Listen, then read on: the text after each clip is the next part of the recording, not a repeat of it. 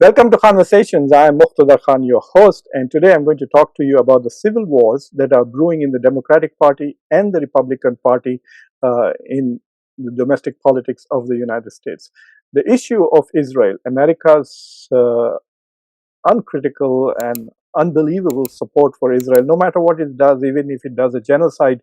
Joe Biden, who is sometimes also called as Genocide Joe, used to refer to his ironclad support for Israel, meaning no matter what Israel does, we will support Israel. No matter how many crimes against humanity Israel and its army commits against Palestinians, we will support Israel. That is what ironclad support meant.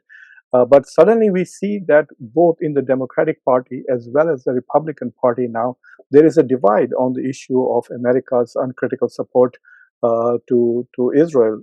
Some MAGA people are upset that even though Donald Trump campaigned on an America First foreign policy, it appears that the foreign policy is Israel First foreign policy.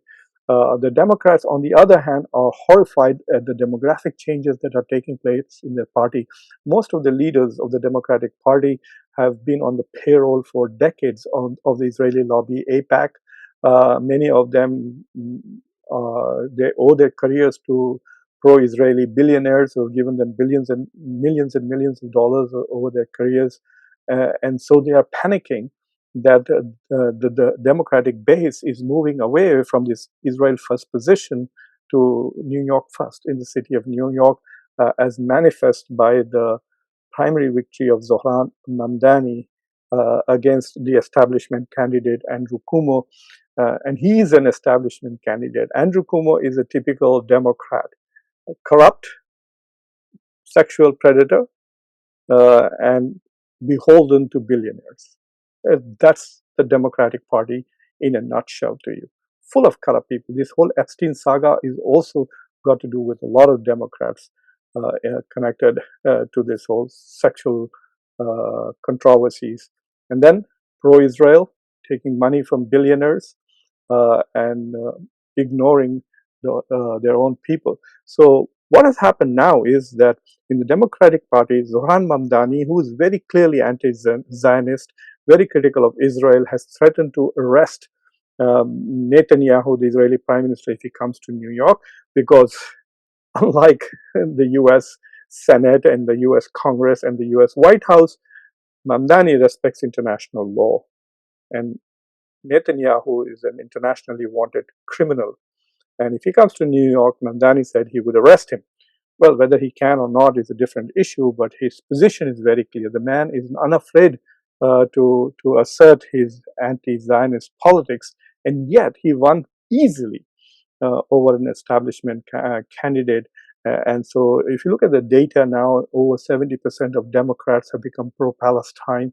They're very critical of Israel. They are unable, they are shocked at the atrocities that Israel is committing with American money, American weapons, and American diplomatic support in Gaza. So there is this attempt by Democrats to defeat Zohan Mamdani, and so they are bringing the same character back, I should say, Andrew Cuomo, and they're going to throw literally $100 million in an effort to malign and defeat Zohan Mamdani. So it's kind of a civil war inside the Democratic Party. On the right, this whole Epstein saga has really exploded in Trump's face. He's currently in the process of shutting it down. But basically, for several years, lots of right-wing voices, influencers, including J.D. Vance and others, have been arguing that the Democrats have suppressed the evidence that Epstein was running a blackmail racket on behalf of the Israeli government, that he's an Israeli agent, a Mossad person, and he was running a pedophile. I mean, this is typical conspiracy theories that the Democrats are pedophiles, and then Jeffrey Epstein was providing them underage girls. But it became very real when Epstein was first in Florida, sentenced to jail for 13 months. And then later on, he was arrested and again put in jail in 2019. and his associate Maxwell. She was sent to jail for 20 years. So it's not fully, I mean, at least the sex trafficking part was not a conspiracy theory. But the files are closed, and so very prominent voices in the Republican side, like Megyn Kelly and Tucker Carlson, who were stars that made Fox News what it is, these two are now arguing that they want to see the Epstein files. And the reason why the Epstein files are not being released is not because Donald Trump might be on it, is because it is going to expose the connection between Epstein and Mossad. That Epstein was basically blackmailing American leaders. I mean, Tucker Carlson just went like bonkers at the Turning Point uh, Summit, or whatever it's called, TPUSA. And in the TPUSA, there were 7,000 young kids. So he went there and basically made this allegation that Epstein was a Mossad agent. He was blackmailing Americans to make sure that American foreign policy remains Israel first. And he also said, this is very interesting, he said that the dual citizens, those who are American and Israeli citizens, if they have fought for Israel and joined the Israeli army, then they should lose their American citizenship. I think this is a massive assault on the privileges that Israel enjoys in this country. And I think people are going to come after him. But the point that I'm trying to make is that there is a civil war inside the Republican Party with regards to Israel too. And they are really ticked off by this Israel first foreign policy of first the Democrats and now even Donald Trump. There are other things also which are upsetting the MAGA crowd, and one is Donald Trump's U-turn on Ukraine, and they are very unhappy about that too. So right now we seem to see a lot of domestic political turmoil in the United States.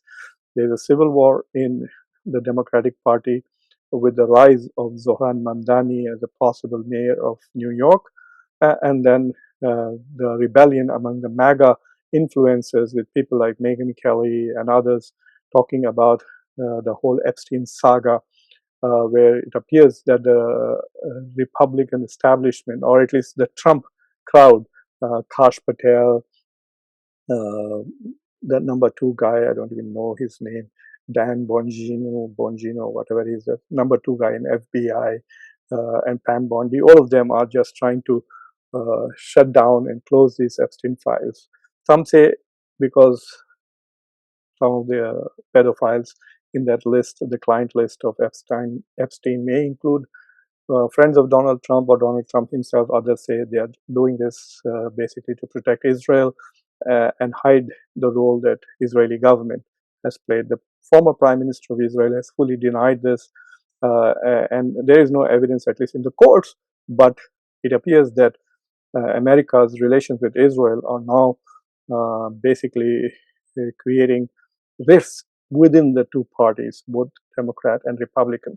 So I will keep an eye on this, and I will keep sharing my views, or at least summarizing these developments for you periodically. So subscribe to Khanversations, like this video, press the bell icon, and share this video with your socio-political network. Until next time, I'm your host Muqtedar Khan. Take care.